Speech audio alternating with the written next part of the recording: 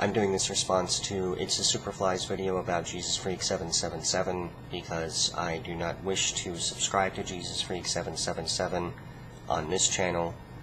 I am sub to him on a backup channel of mine, and that's the way it's going to stay. I have no interest in being on his subscriber list. Absolutely no interest whatsoever. And that was before I saw the shit that happened today.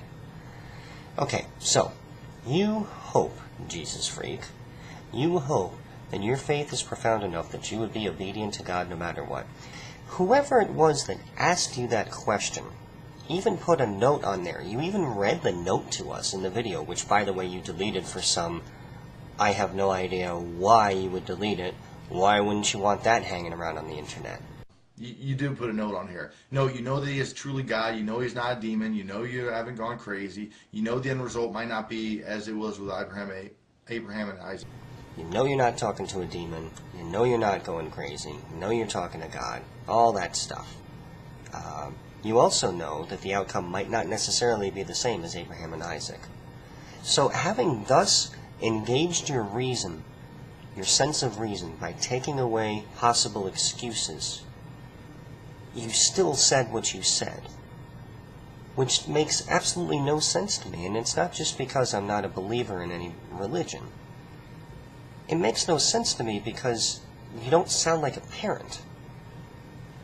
What parent in their right mind wouldn't have as their first response, is there any way, dear God, is there any way I can be sacrificed instead of my children, my child, whatever? Is there any way that it could be me instead of him or her? No, that's not where you went.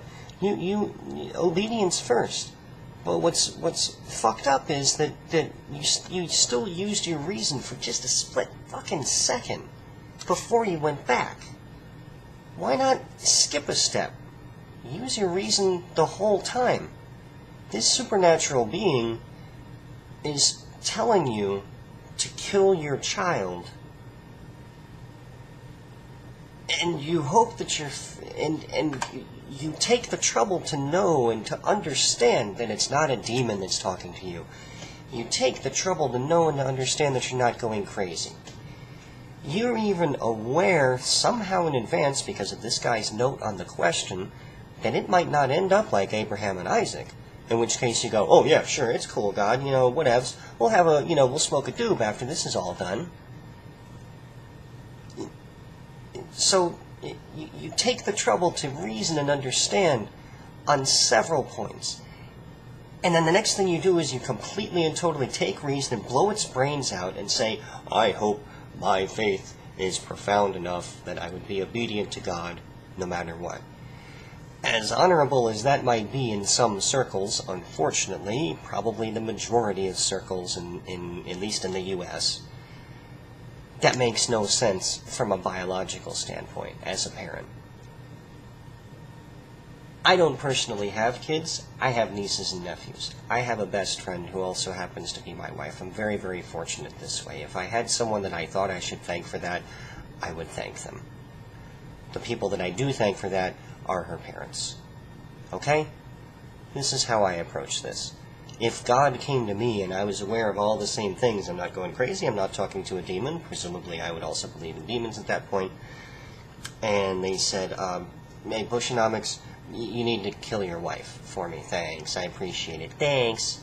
I would say, just hold on a second, is there any way, why was sacrifice so you're unhappy? Alright, fine, that's not good, always a bad thing when God is unhappy. Is there any way you could take me instead? Why does it have to be her? I can't fathom it, and this is coming from me, in particular. This is coming from someone that used to be a person of faith. Very strong faith. Very, very strong faith.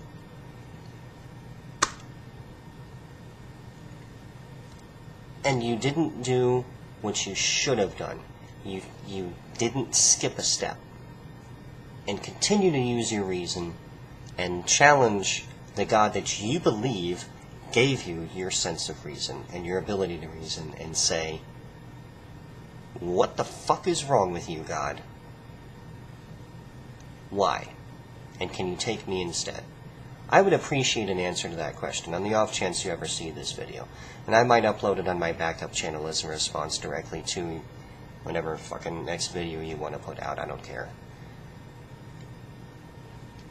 Seriously? It didn't even occur to you to do that? Oh, and just for the record,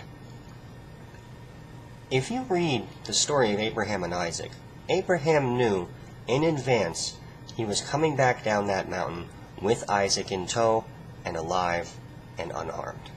King James, any version you want, it's right there.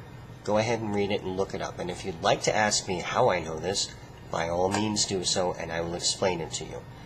Even in terms that someone without a sense of reason can understand.